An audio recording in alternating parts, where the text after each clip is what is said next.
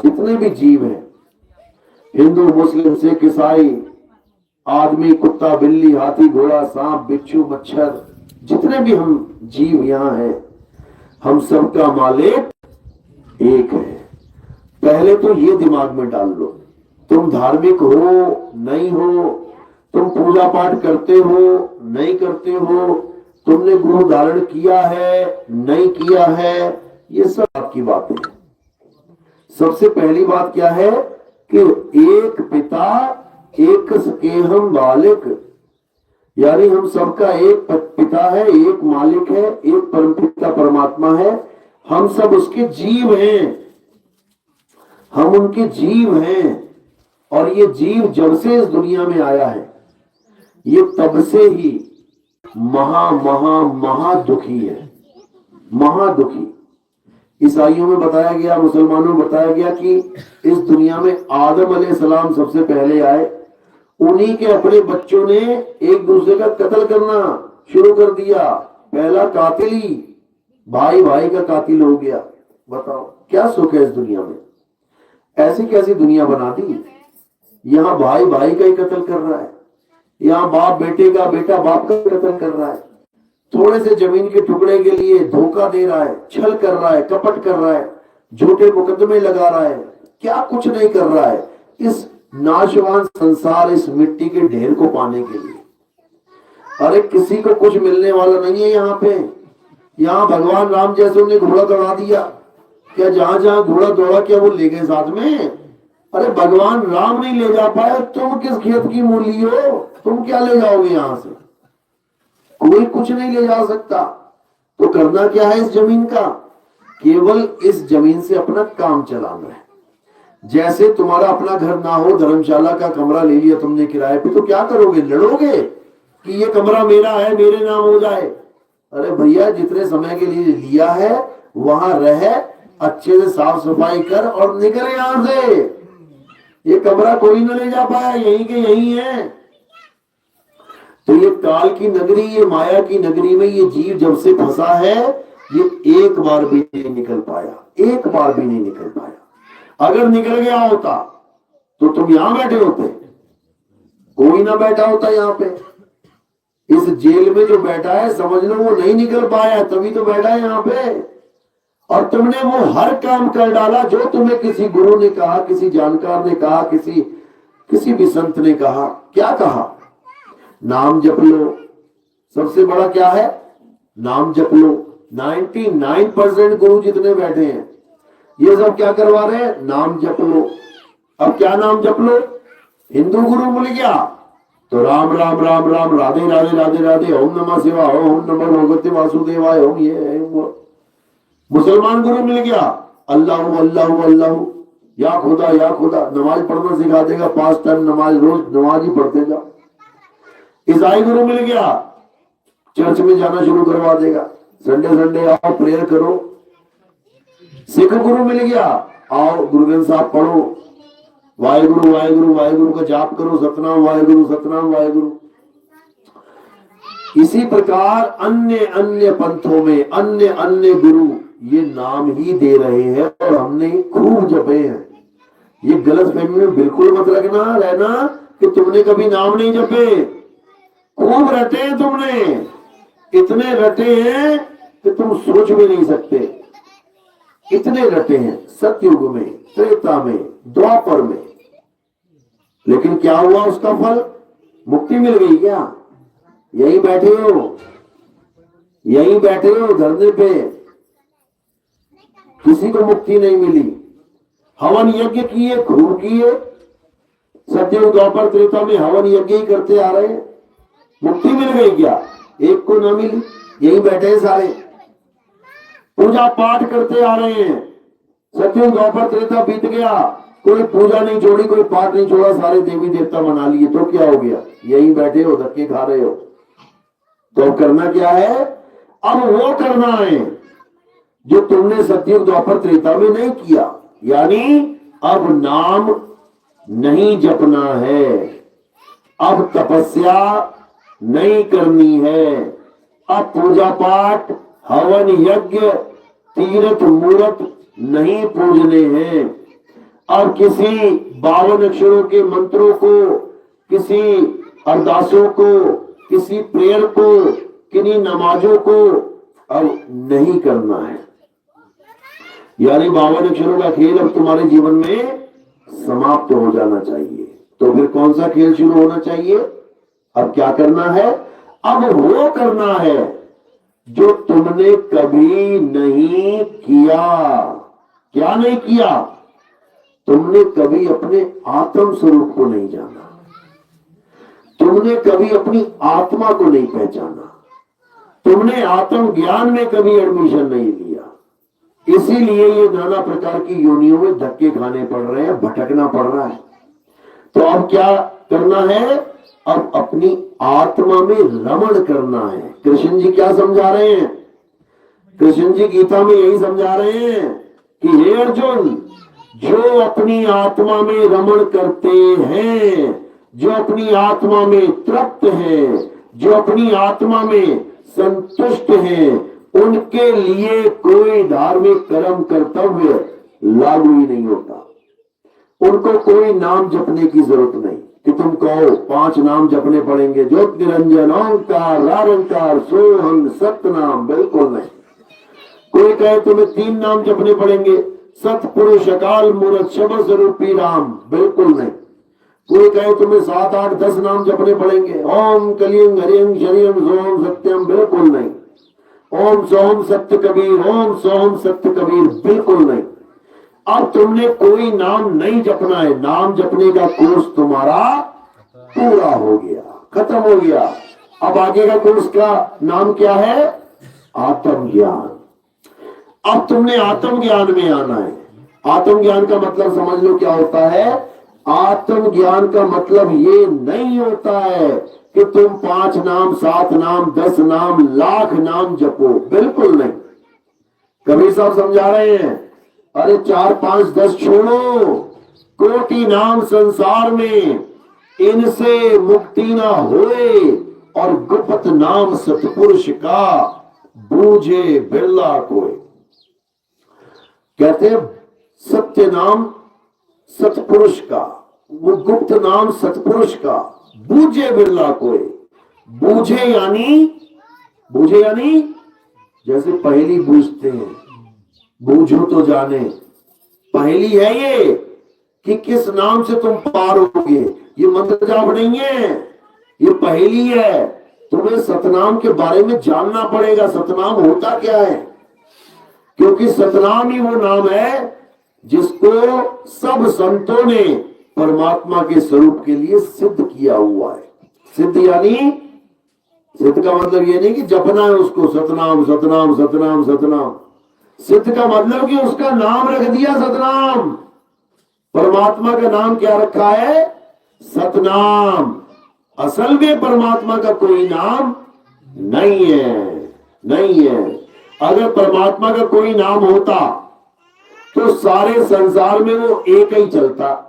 कहीं भी चले जाओ परमात्मा का वही नाम सुनने को मिलता तुम्हें। जैसे तुम्हारा नाम अनिल है, अब तुम किसी भी देश में चले जाओ, क्या तुम्हारा नाम बदल जाएगा? क्या तुम्हारा पासपोर्ट जो उस पे नाम लिखा है वो हमेशा वैसा ही रहेगा।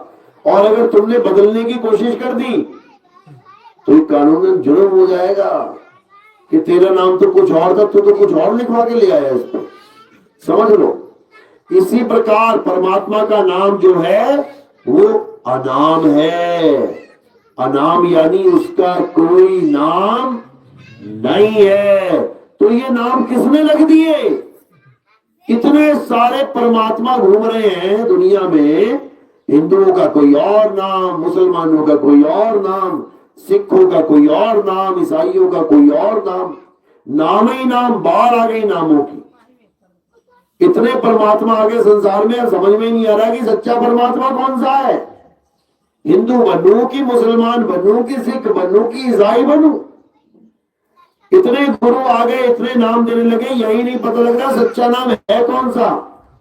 रामपाल जी का नाम लो कि बाबा रामदेव का नाम लो कि बाबा जय गुरुदेव का नाम लो कि निरंकारी का नाम लो कि राधा स्वामी का नाम लो। लो किसका? कौन से नाम से मेरी गति होगी? कौन से नाम से मैं पार होऊंगा? तो मेरे भाई, इस दुनिया में कोई ऐसा नाम है ही नहीं जिसको जपने से तुम पार हो जाओ। डूब पक्का जाओगे, ये तो गारंटी दे रहा हूं मैं, लेकिन पार हो जाओ ये गारंटी नहीं है। ये 101% सत्य है कि नाम जपने से आज तक किसी की मुक्ति नहीं हुई। तभी कवि साहब समझा रहे हैं, मुंह को कहां ढूंढे रे बंदे, मैं तो तेरे पास में, ना मंदिर में, ना मस्जिद में, ना काबे कैलाश में, ना मैं जप में, ना मैं तप में, ना एकांत निवास में। अब कबीर साहब समझा रहे हैं कि पहले तो मंदिर, मस्जिद, गुरुद्वारे, चर्च, इनमें परमात्मा रहता है, ये मानना छोड़ दो। इनमें परमात्मा नहीं रहता। इसमें कौन रहता है?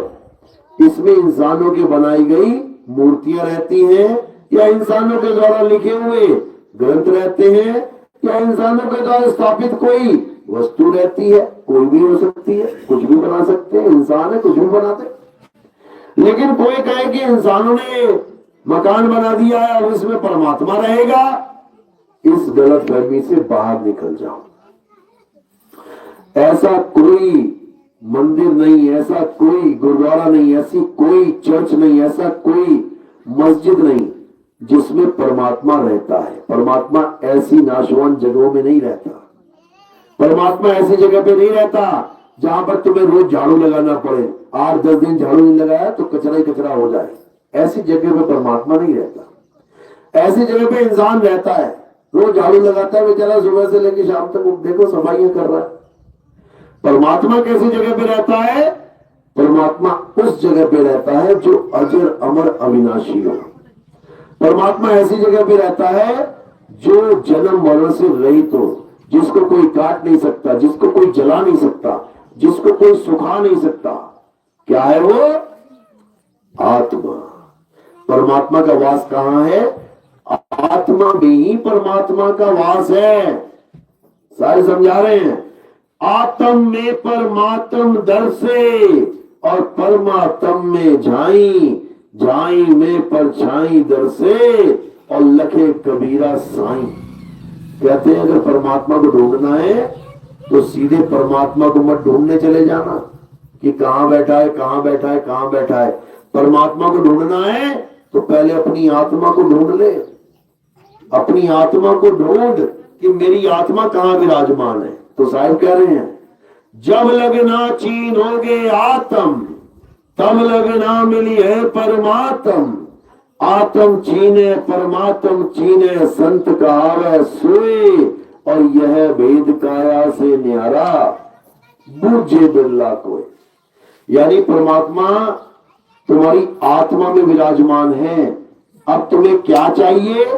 तुम्हें केवल आत्म ज्ञानी गुरु चाहिए जो तुम्हें तुम्हारी आत्मा का ज्ञान दे दे। ये मंत्र जंतर तंत्र वाला गुरु नहीं चाहिए। बहुत बना लिए गुरु, बहुत नाम जप लिए। अब कौन चाहिए? अब आत्म ज्ञानी गुरु चाहिए। अब तत्वदर्शी संत चाहिए। तत्वदर्शी संत का मतलब ये नहीं होता कि आओ ये नाम जप लो, आओ वो नाम जप लो। नाम जपने वालों को तत्वदर्शी संत नहीं कहते। नाम जपने वाले को क्या कहते हैं? जपी। तपस्या करने वाले को क्या कहते हैं? तपी। घर बार छोड़ के जंगल में भाग जाने वाले को क्या कहते हैं? सन्यासी। सन्यास ले लिया दुनिया से। अच्छा जी, खाने से, भोजन से सन्यास नहीं लिया, भोजन से भी ले लेता। कहने का मतलब, ना तुम्हें जपी बनने की जरूरत है, ना तुम्हें तपी बनने की जरूरत है, ना तुम्हें घर बार छोड़ के जंगल में जाने की जरूरत है। तुम्हें किसकी जरूरत है? अध्याय 4 34वां श्लोक। हे अर्जुन, अगर तुम इस सत्य ज्ञान को जानना चाहते हो, एक तो थ्योरी पार्ट जो मैंने तुम्हें समझा दी, थ्योरी मैंने तुम्हें पूरी क्लियर कर दी। अब उस थ्योरी को अगर प्रैक्टिकल में लाना चाहते हो, अगर उस आत्म ज्ञान को अनुभव में लाना चाहते हो, तो क्या करना है? तुम ऐसे तत्वदर्शी संत के पास जाओ, फिर क्या करो? वहां पे दंडवत प्रणाम करके सेवा भाव में रहो। और क्या करना है? छल कपट रहित होकर, ये सबसे बड़ी बीमारी है इंसान में कि वो छल और कपट दिल में लेके घूमता है। किसी के साथ भी छल कर सकता है, 2 मिनट लगाए। यहां लोगों ने अपना बाप नहीं छोड़ा, गुरु नहीं छोड़े, तुम्हें क्या छोड़ेगा? तो कहते हैं जो छल कपट रहित होकर तुम वहां पर निष्काम सेवा करोगे, दंडवत प्रणाम करोगे और उनसे विनिमय होकर ज्ञान प्रदान करने का तुम उससे अरदास करोगे, तब तुम उस सत्य ज्ञान का बोध कर पाओगे। वो तुम्हें विधि बताएंगे, उस विधि को सत्य भक्ति कहते हैं। जो संसारिक भक्ति है वो केवल भक्ति है, सत भक्ति नहीं है। जैसे मंदिर जाना, नाम जपना, आरतियां गाना, शिवलिंग पे जल चढ़ाना, राम जी हनुमान जी की मूर्तियों की सेवा करना, कपड़े पहनाना, लड्डू गोपाल को रोज सुबह भोग लगा के शाम तक सेवा करना, ये भक्ति है, इसमें कोई शक नहीं। मस्जिद जाना, 5 टाइम की नमाजें पढ़ना, रोजे रखना, सिख है तो गुरुद्वारे जाना, पाठ करना, नाम जपना, ईसाई है तो चर्च जाना, ईसा मसीह की फोटो के आगे दोनों हाथ जोड़ के अरदास करना, प्रेयर करना, रोना, भक्ति है, लेकिन सत भक्ति नहीं है। भक्ति तो है, इसमें कोई शक नहीं। इस भक्ति में भी अटूट विश्वास है, कोई शक नहीं। प्रेम से भरा पड़ा है, जीव रोता है, इसमें कोई शक नहीं। लेकिन ये सत भक्ति नहीं है। अब सत भक्ति क्यों नहीं है? कोई कहेगा तो क्या मैं नकली में रो रहा हूं? रो तो भैया तू असली में रहा है, इसमें कोई शक नहीं। लेकिन सत भक्ति को जानो, उस भक्ति के आगे सत लग गया है। अब तुम्हें पहले ये जानना पड़ेगा सत होता क्या है, तभी तो सत भक्ति करोगे। गंगा जल तुम लेने जा रहे हो तो इसका मतलब ये थोड़ी किसी भी नदी में से जल उठा के ले आओगे। गंगा जल यानी जल तो है, जल तो सारी नदियों में है, लेकिन तुम्हें यह जानना पड़ेगा गंगा का कौन सा जल है। समझ लो, जब तुम्हें यह पता लगेगा गंगा है क्या, बहती कहां है, तभी तो उसमें से जल लेके आओगे। पता लगा तालाब में से जल उठा के ले आओ, जब ये ना पता हो कि गंगा क्या होती है। इसी प्रकार भक्ति तो सब है, हर प्रकार की भक्ति है संसार में। जो बकरा काट के माता को चढ़ा रहे हैं, काली माता को काला बकरा काट काट के चढ़ा रहे हैं, भक्ति हो रही है, लेकिन सत भक्ति नहीं है। समझ लो, भैरवनाथ को दारू चढ़ा रहे हैं ब्रांडेड, जो खुद ना पीते हो इतनी महंगी, उनको चढ़ा रहे हैं, भक्ति है, लेकिन सत भक्ति नहीं है। अब सत भक्ति क्यों नहीं है? यानी जल तो है, कुएं से ले आओ, तालाब से ले आओ, लेकिन गंगा जल नहीं है। अब गंगा जल क्यों नहीं है? क्योंकि तुमने जाना ही नहीं गंगा है का, कहां बहती है। तो इसलिए पहले हमें सत्य की जानकारी चाहिए, भक्ति तो बाद में करेंगे, जल तो बाद में लेने चलेंगे। पहले ये पता लगे गंगा गंगा बहती कहां है, उसका घाट कहां है, वहीं तो जाओगे। अब गंगा बह रही है हरिद्वार में, तुम पहुंच गए केरल, तो भैया गंगा नहीं मिलेगी वहां, जल तो मिल जाएगा किसी ना किसी नदी का। तो इसलिए सत भक्ति यानी सच्ची भक्ति, सत नाम यानी सच्चा नाम, ये जानने से पहले तुम्हें ये पता करना पड़ेगा सत्य होता क्या है। और ये तुम्हें कौन बताएगा? तत्वदर्शी संत बताएगा तुम्हें। अध्याय 2 16वां श्लोक क्या कह रहे हैं? हे अर्जुन, इस दुनिया में 2 प्रकार के तत्व हैं। कौन कौन से तत्व? एक तो असत्य तत्व है और एक सत्य तत्व है। ये किसने बताया? तत्वदर्शियों ने। देखो, पढ़ो, तत्वदर्शियों ने 2 प्रकार के तत्वों की महिमा गाई है, उसका विस्तार से बयान किया है। किसका? एक असत तत्व, एक सत्य तत्व। अब असत तत्व की परिभाषा क्या है? हे अर्जुन, जो जन्मता और मर जाता है, जो बनता और बिगड़ जाता है, जो पल पल बदलता है, जो सदा एक रस नहीं रहता, जो एक समान नहीं रहता, वो असत्य है। अब मीटर पकड़ा दिया तुम्हारे हाथ में, अब नापते चले जाओ। तुम कपड़ा लेने जा रहे हो, तुम्हारा खासम खास दोस्त के पिताजी बैठे हैं, कपड़े के व्यापारी हैं। तुम पेट्रोल भराने जा रहे हो, तुम्हारे खासम खास दोस्त के पिताजी पेट्रोल भर रहे हैं, तो क्या देखोगे वहां पे? पिताजी का चेहरा देखोगे क्या? उसका क्या देखोगे? मीटर। जब तुम्हें मीटर का ज्ञान हो गया कि मीटर देख के एक भी पॉइंट तुम धोखा नहीं खा सकते, ऊपर नीचे नहीं हो सकता, तो तुम उसकी शक्ल की तरफ देखोगे तक नहीं। तुम केवल मीटर देखोगे कि मीटर क्या कहता है, और जो मीटर कह रहा है वही सत्य है। एक मीटर, एक फुट का तुम्हारे पास मीटर आ गया, फुटा आ गया, स्केल आ गई। अब तुम कपड़ा लेने जाओ, तुम वही नाप लो कितने मीटर दिया जा रहा है। इससे मतलब ही नहीं होना चाहिए कि देने वाला कौन है, उससे कोई मतलब नहीं, मीटर की बात चल रही है। तो अर्जुन को मीटर दे दिया। कृष्ण जी ने क्या बोले? जो बनता और बिगड़ जाता है, जो सदा एक रस नहीं रहता, जो पल पल बदलता है, वो असत्य है। अब असत्य क्या है? ये काया असत्य है। किसकी काया असत्य है? मेरी, सभी की, सभी की असत्य है। जो भी जन्म में आ गया, जो भी धीरे धीरे बड़ा हो रहा है, और बड़ा होते होते बूढ़ा हो रहा है, बूढ़ा होने के बाद शरीर धराशायी हो जा रहा है, मिट्टी में मिल जा रहा है, वो असत्य है। तो असत्य की पूजा करनी है कि नहीं? नहीं करनी है।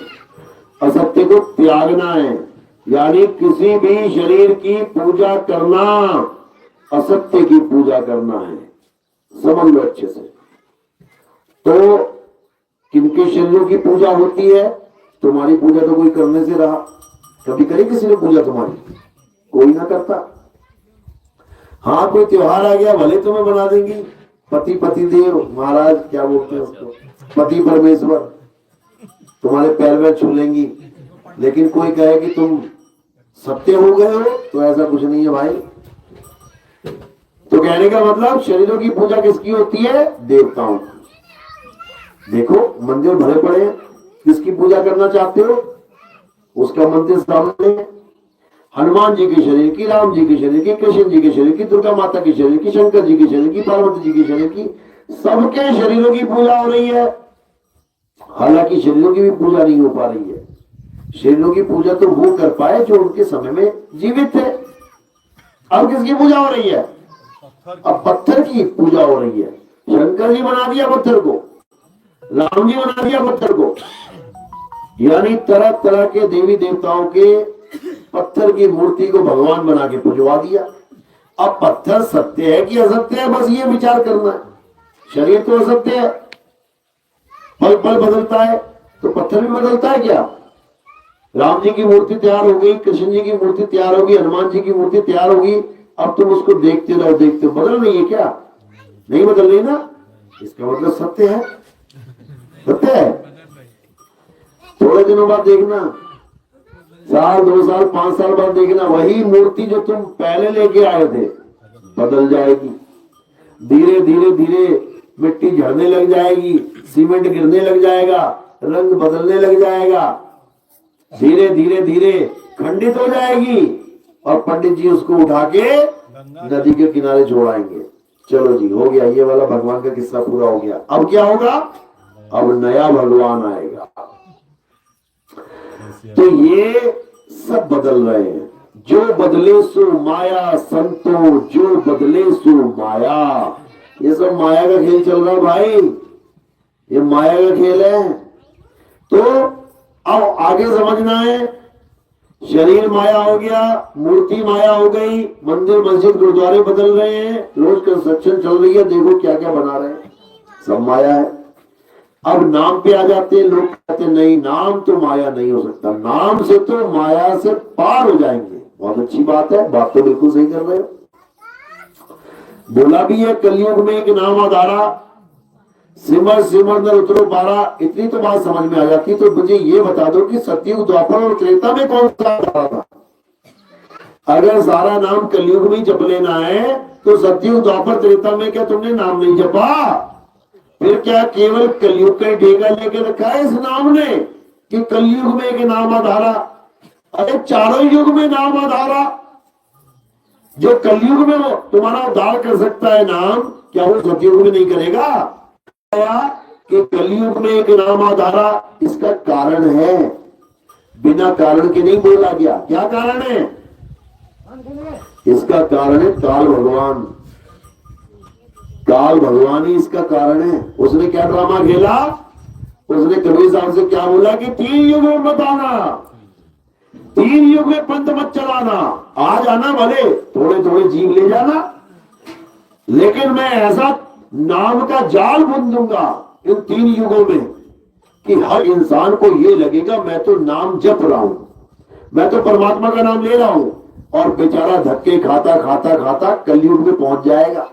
नाम जपता जपता आगे क्या होगा? फिर कबीर साहब कहते हैं ठीक है मैं कलयुग में आऊंगा और फिर मैं सबको बताऊंगा कि असल में सतनाम होता क्या है। वाणी बोली है कि कलयुग में नाम आधारा, सिमर सिमर न उतरो पारा। जप जप के उतरो पारा नहीं बोला, सिमर सिमर न उतरो पारा।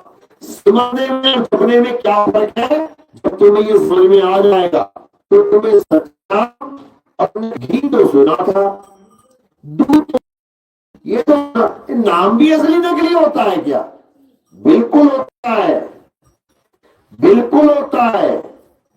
परख करनी है कि आखिर नकली क्या होता है और असली क्या होता है।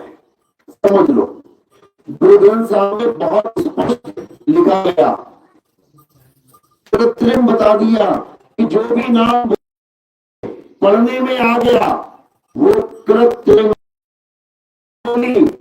कृत्रिम नाम कथे तेरे जीवा, सत्य नाम तेरा परापुर वाला।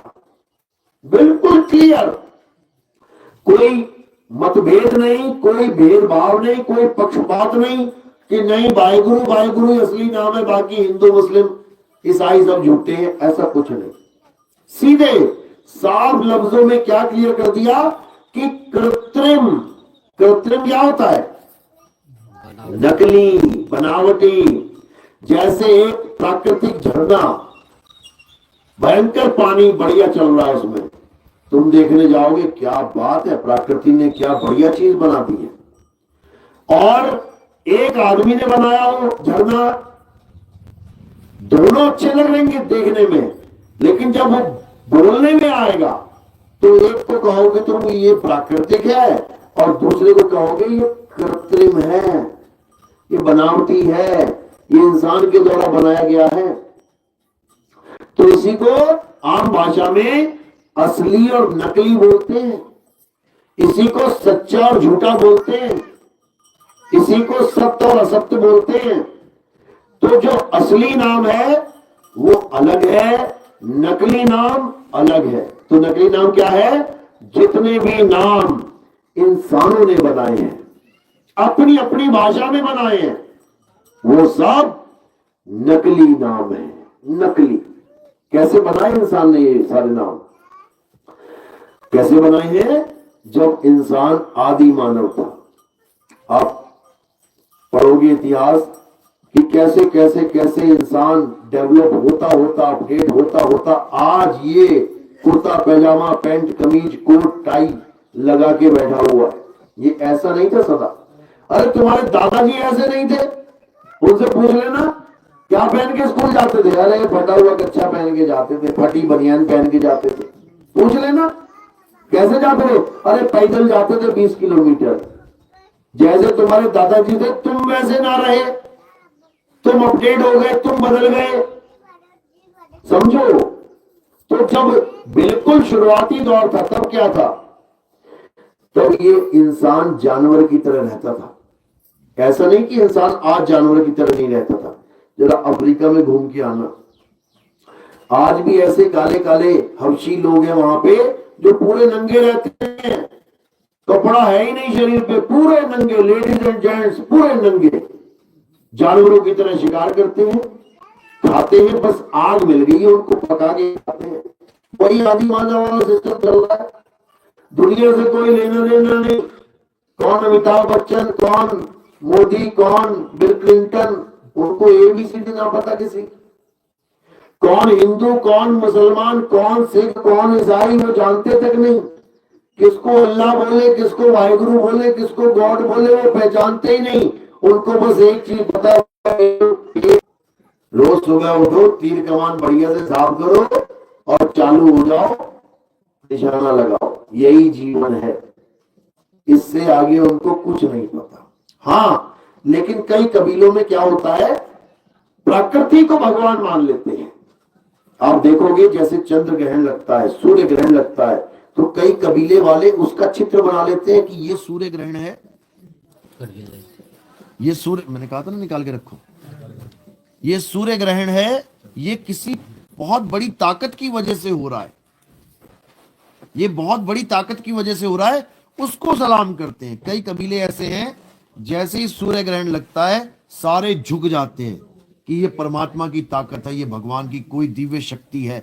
उसका नाम नहीं पता उसको, नहीं है। हेलो, मशीन में देखा कोई गड़बड़ी देखा, कहाँ गए बाजा वाले, कहाँ बोर्ड में नहीं, तो उसके नाम यही निकाल, कहां से आए, कैसे आए। इंसान आदि मानव की अवस्था में तब वो जानवरों की तरह रहता था। उसके पास ना कोई कपड़े, ना कोई मकान दुकान, ना कोई हथियार, कुछ भी नहीं, जानवरों की तरह ही जीवन काटता था। धीरे धीरे धीरे उसके दिमाग में,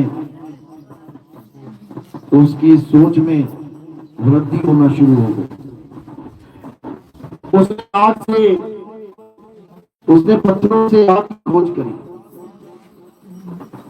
उसके बाद उसने कच्चे मांस को पका के खाना शुरू कर दिया।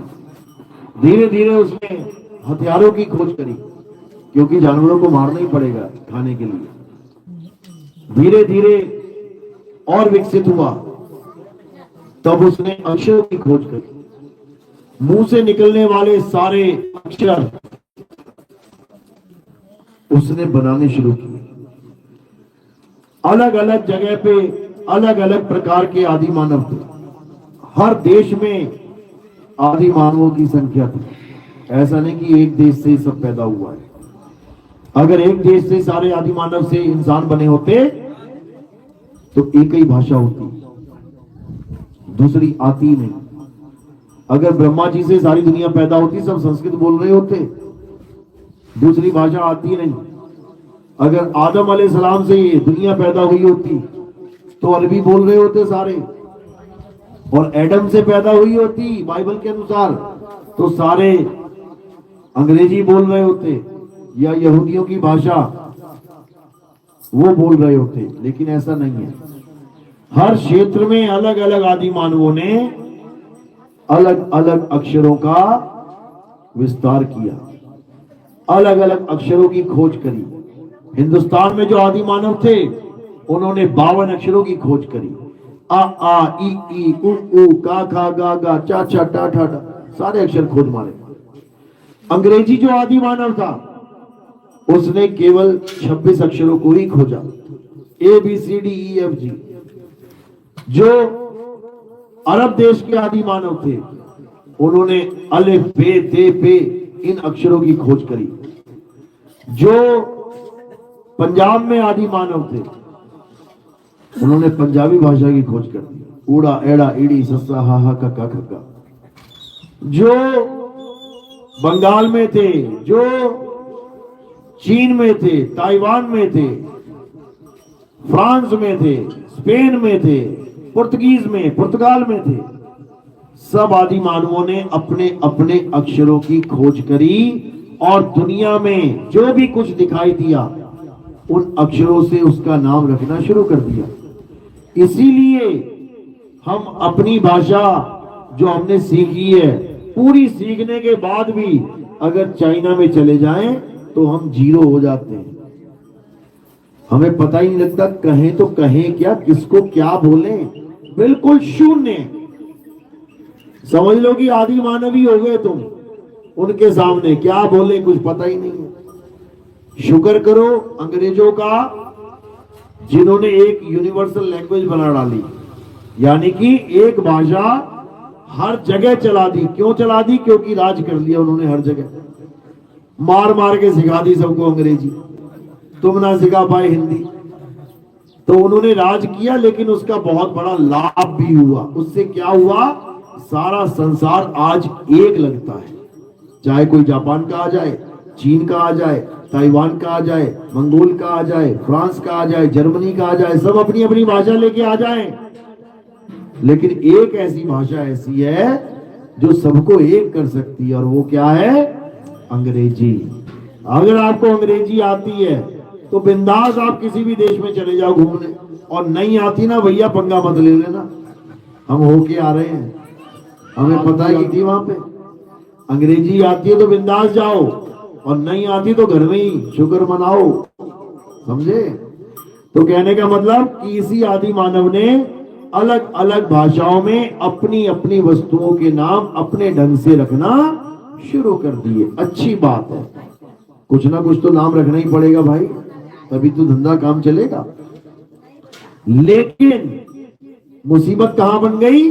जब उसने अपनी अपनी भाषा में भगवानों के नाम रख दिए, उस ताकत के नाम रख दिए जो ताकत वो देगा ही नहीं सकते।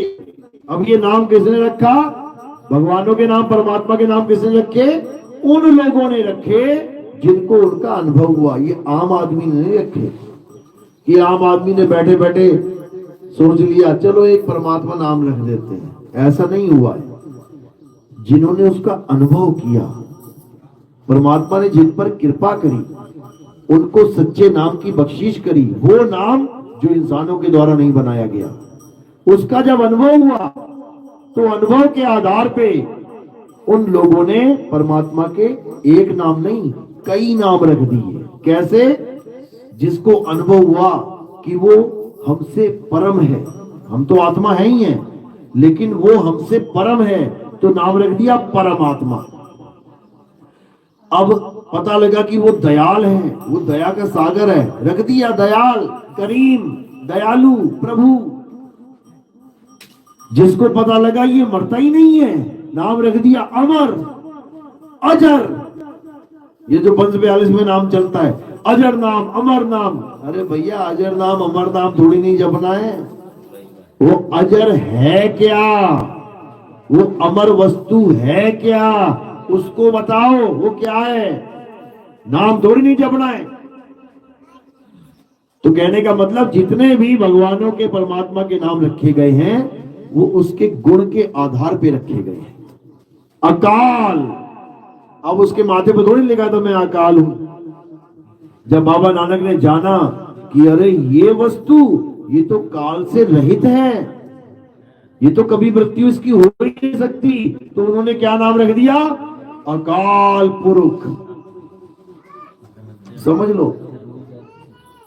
दूसरे ने जाना अरे ये तो सत्य वस्तु है, उसने नाम क्या रख दिया? सत्य पुरुष। एक ने जाना अरे इसका तो कोई नाम ही नहीं है, लेकिन ये फिर भी नाम है, तो क्या नाम रख दिया? अनामी पुरुष। एक ने जाना है तो लिखा ही नहीं जा सकता बिना गुरु की दया के, तो क्या नाम रख दिया? अलग पुरुष। यानी उसके नाम गुणों के आधार पे रखते चले गए। और फिर क्या हुआ? फिर हुआ झगड़ा। कोई कहता मेरा राम बड़ा है। राम नाम क्यों रखा गया? जो सब में रम रहा है। उसने देखा अरे ये ताकत तो सब में रम रही है, यही राम है।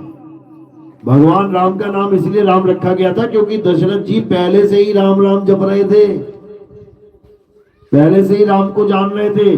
उन्होंने नाम इसलिए राम रखा कि अंत समय में अगर लड़के में मोह भी रह गया और बुला भी लूंगा राम इधर आ जाओ, तो कम से कम प्रभु का नाम तो निकलेगा मुंह से। इसलिए आज भी कई लोग भगवानों के नाम पे अपने बच्चों के नाम रख लेते हैं, जबकि ऐसा नहीं रखना चाहिए। क्यों नहीं रखना चाहिए? कल को पता लगा चोरी कर ली तो किसने चोरी करी? अरे राम ने चोरी करी है, मारो इसे। अब भगवान के नाम पे तुमने अपना नाम रख दिया और तुम्हारे काम दैत्यों वाले हैं, तो भैया ये ठीक नहीं है बात, समझ लो। इसी प्रकार मुसलमानों में ये सख्त हिदायत है कि कोई भी अपना नाम खुदा के नामों पे नहीं रखेगा, ये सख्त हिदायत है, ये नियम बना रखा है। किसी का नाम खुदा सिंह देखा तुमने आज तक? अल्लाह सिंह देखा? अल्लाह खान कभी नहीं देखोगे, रख ही नहीं सकता, देश निकाला कर देंगे वो। क्योंकि कल को अगर इसको कोई सजा देनी पड़े कि 10 कोड़े मारो तो क्या बोलोगे? कभी नहीं रखेंगे वो ऐसा नाम।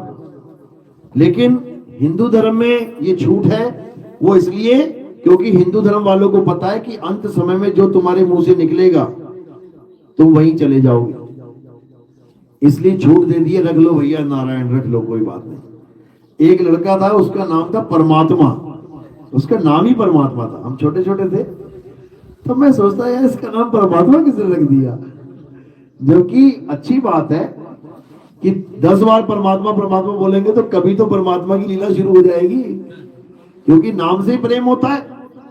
जिसका तुम कभी नाम ही ना लो उससे प्रेम क्या करोगे, और जिससे प्रेम है उसका बार बार नाम लोगे। तो नाम की महिमा है, लेकिन 3 लोक तक, चौथे लोक में नाम की कोई महिमा नहीं है। वहां पर सतनाम की महिमा है, यानी नाम सच्चा होना चाहिए, झूठा नहीं, इंसानों के द्वारा बनाया गया नहीं, बस इतना समझ लो।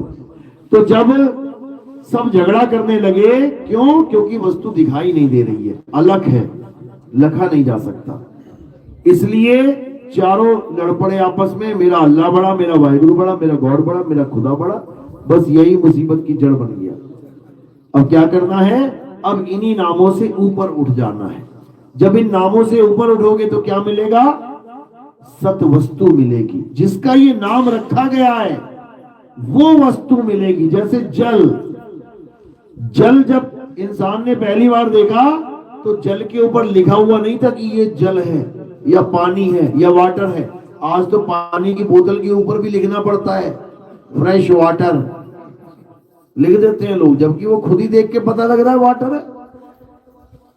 समझ लो, मिर्ची अंदर है और बाहर लिखा हुआ है मिर्ची, अंदर जीरा है, बाहर लिखा हुआ है जीरा। कोई भी सामान लेने जाओ, जो अंदर माल पड़ा है उसका नाम बाहर रखा हुआ है। किसने रखा? क्या जीरे के ऊपर लिखा है कि ये जीरा है, या गुड़ के ऊपर लिखा है ये गुड़ है? मैंने पढ़ लिया, मुझे पता लग गया इसका क्या नाम है। इंसानों ने रखे नाम, अपनी अपनी सहूलत से रखे, अपने अपने अक्षरों के द्वारा रखे। हिंदुस्तान में नाम रखा धरती, अंग्रेजी में नाम रख दिया अंग्रेजों ने अर्थ।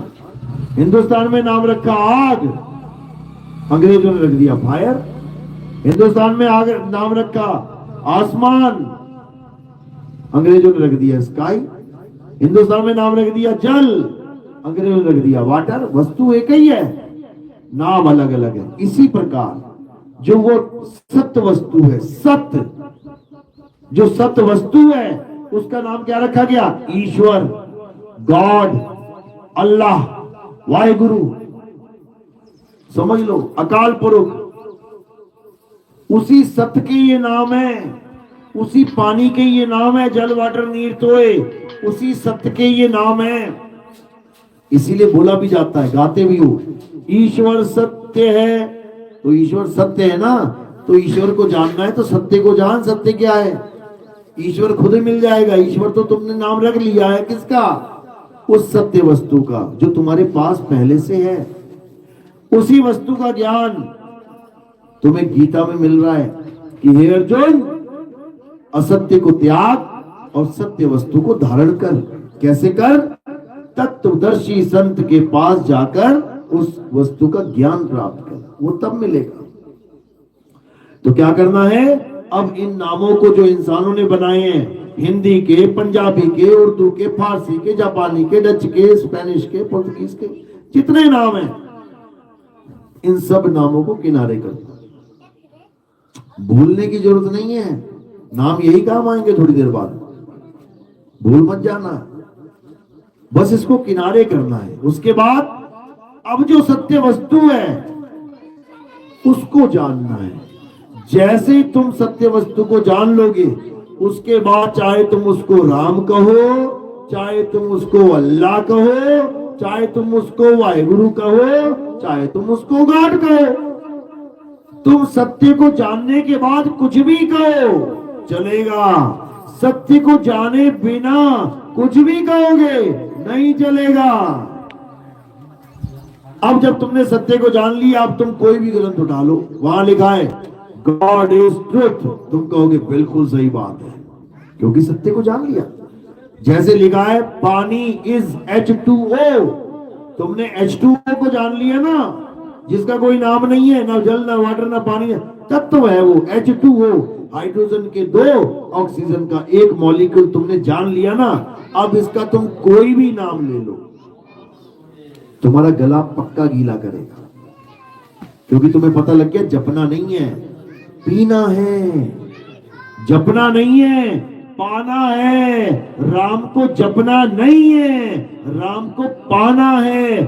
अल्लाह को जपना नहीं है, अल्लाह को पाना है। सतनाम जपना नहीं है, सतनाम को पाना है। गॉड जपना नहीं है, गॉड को पाना है। तो जब गॉड को पालोगे, उसके बाद उसका कोई भी नाम रख लो चलेगा, क्योंकि जिन्होंने पाया उन्होंने गाया। क्या गाया? ईश्वर अल्लाह तेरो नाम। गाया कि नहीं गाया? कोई कहे नहीं ये तो गांधी जी ने बड़ी गड़बड़ कर दी जी, ऐसा नहीं था, तो बाबा नानक को ले लो। वो क्या कह रहे हैं? वो भी यही समझा रहे हैं। कोई बोले राम राम, कोई खुदाए, कोई सेवे गुसैया, कोई अलाए। अब बाबा नानक तो नहीं थे कहीं कांग्रेस पार्टी के?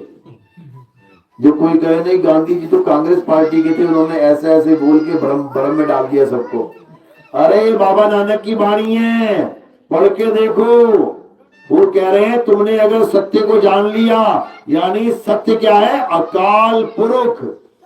तुमने सत्य को जान लिया, वही अकाल पुरुष है, वही खुदा है, वही गॉड है, वही राम है, वही कृष्ण है, वही कबीर है, वही हम सब हैं। हम सब भी अलग नहीं है। इसीलिए हिंदुओं के धर्म में एक बहुत सुंदर मंत्र है जिसका नाम है सोहम। सुन के ही बड़ा अच्छा लगता है कि क्या बात है, सोहम। लेकिन क्या? यानी वो मैं हूं, लेकिन क्या है? क्या? तो आगे लिखा है जो तू। अब पूरा हो गया ये वाक्य। जब तक जो तू ना समझ में आए, तब तक लोग इसको जपने में लगे हुए हैं। सोहम सोहम सोहम सोहम। जबकि करना क्या है? जानना है।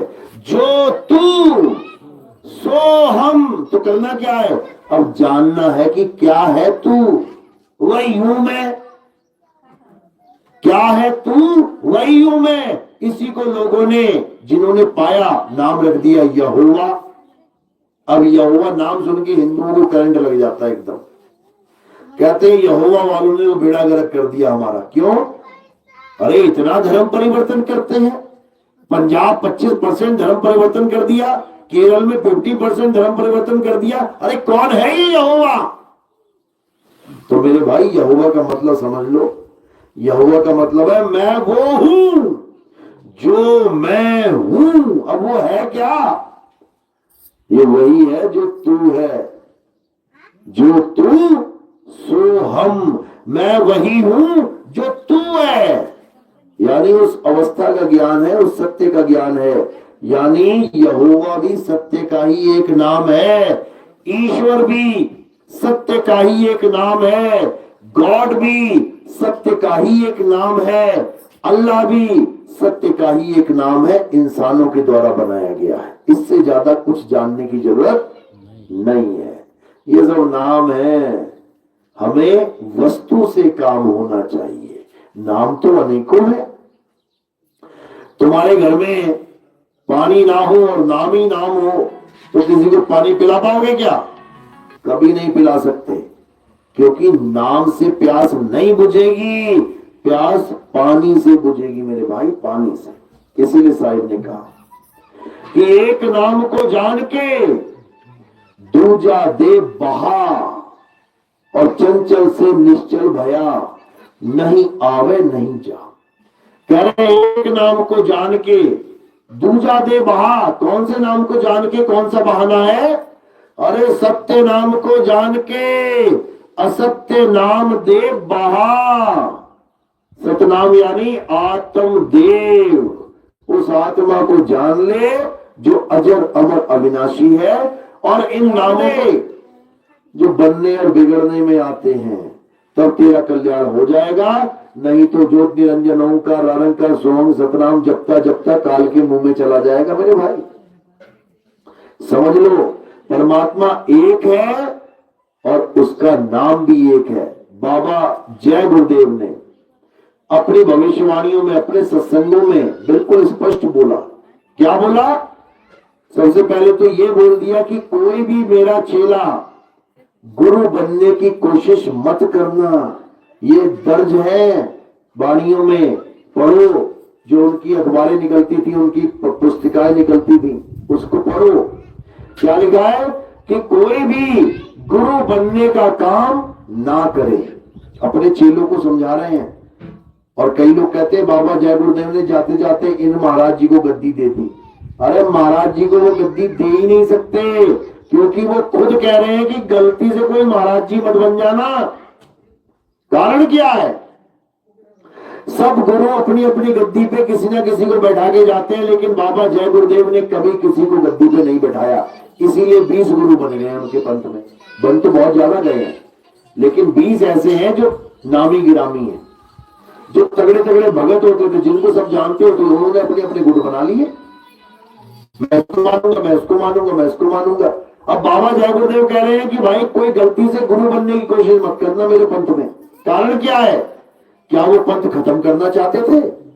क्योंकि राजा अगर अगले राजकुमार को गद्दी नहीं देगा, राज अभिषेक नहीं देगा, तो राजा प्रथा खत्म हो जाएगी। फिर क्या करेंगे? फिर तो गद्दी खत्म हो जाएगी।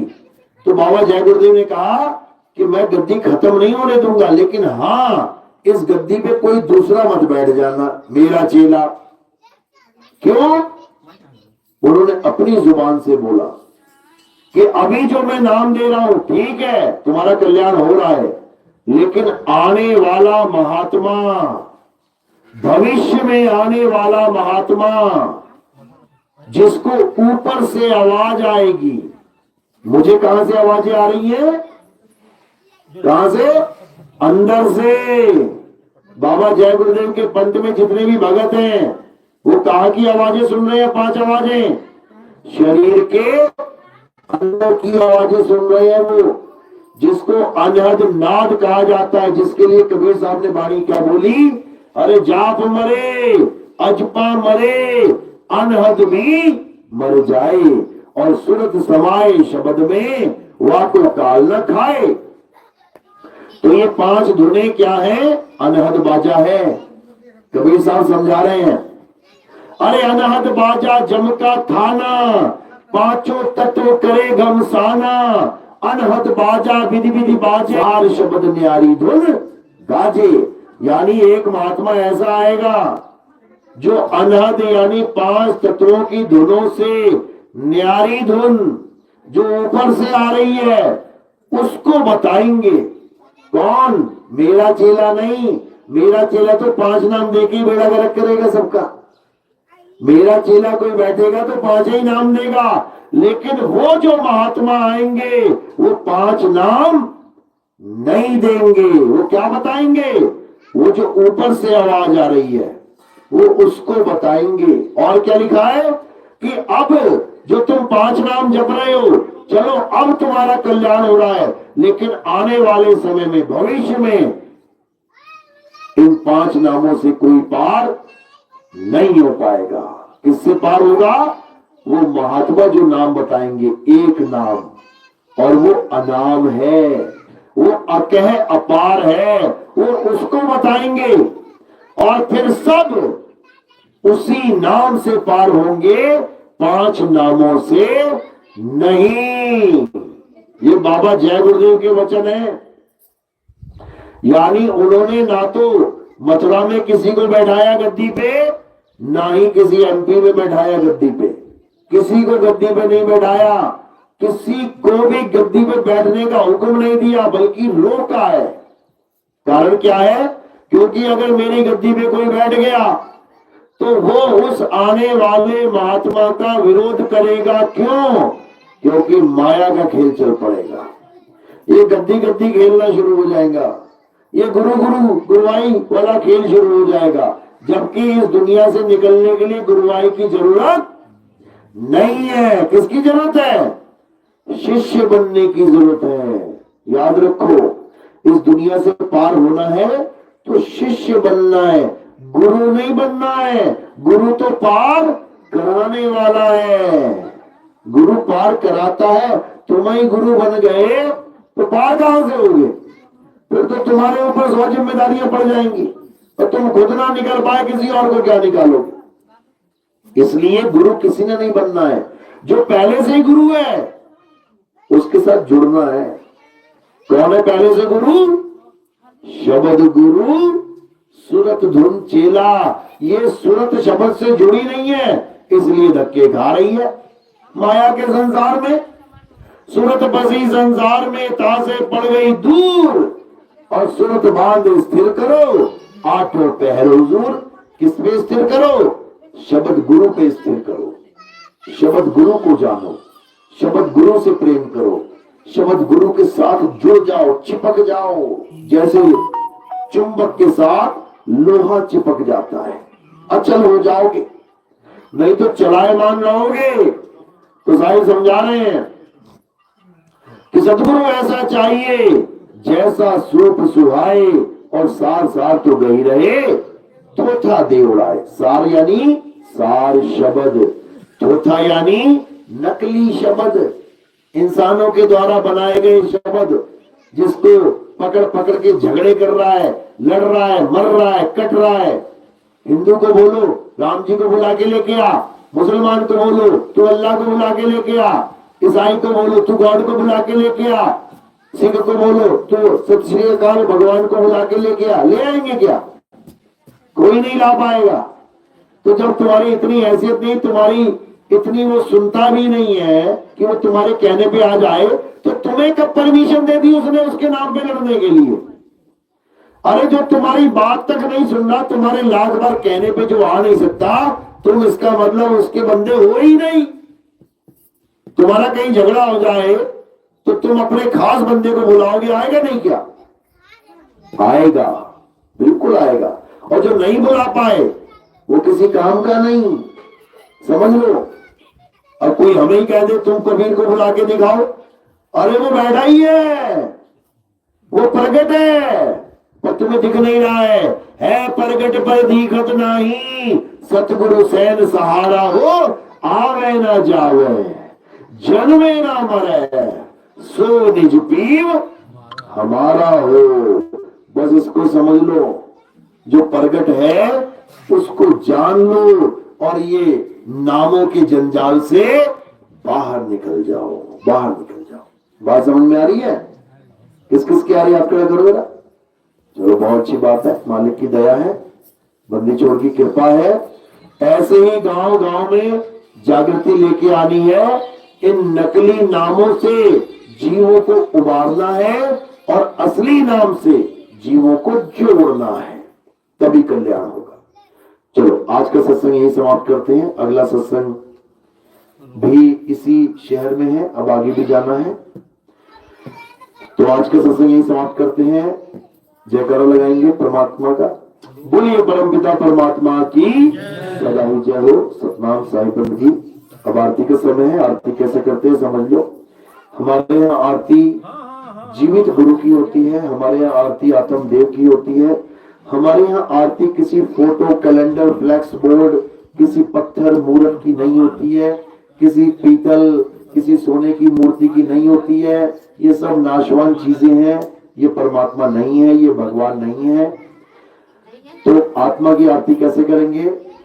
एक एक करके आएंगे, थोड़े से फूल लेंगे, फूल है ना, थोड़े से फूल लेंगे और मेरे सिर के ऊपर रख देंगे। सिर के ऊपर क्यों रखेंगे? क्योंकि पैर के अंगूठे से लेके सिर की चोटी तक ये काया है, ये काया नाशवान है। तो हमने फूल कहाँ रखने हैं? काया से परे। जब हम काया से परे रख देते हैं तो वो आत्म देव के चरणों में समर्पित हो जाते हैं। तो एक एक करके आएंगे और फूल सिर पे रख के आरती करेंगे। और कोई प्रचार में योगदान करना चाहेगा, कोई भगत सेवा करना चाहेगा, तो वो केवल चरणों में चढ़ाना है। सेवा का स्थान चरणों में है और फूलों का स्थान सिर पे है। सेवा का हम क्या करते हैं?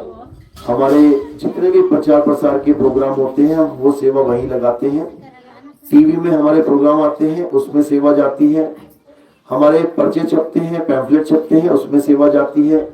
हमारी हर हर गीता, घर घर गीता और संतों की वाणियों की जो ग्रंथ छपते हैं उसमें सेवा जाती है। मेरे विदेश में जो टूर प्रोग्राम चलते हैं, प्रचार प्रसार चलता है, उसमें सेवा जाती है। तो सेवा करना भगत के लिए बहुत जरूरी है, क्योंकि सेवा से ही मेवा मिलता है। बिना सेवा के कभी किसी की मुक्ति ना हुई है ना होगी। सेवा 3 प्रकार की है, तन मन धन। आपको जहां पर भी आप समर्थ हो, आपको भरपूर सेवा करनी चाहिए। गुरबाणी कहती है सतगुरु की सेवा सफल है, जे को करे चित लाई।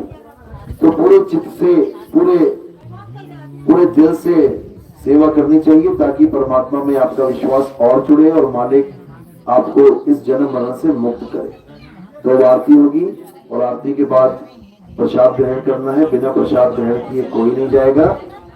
और उसके बाद हमारा आगमन होगा, अगला प्रोग्राम होगा। बोलिए परमपिता परमात्मा की सदा ही जय। सारे बंदे की सत्ता।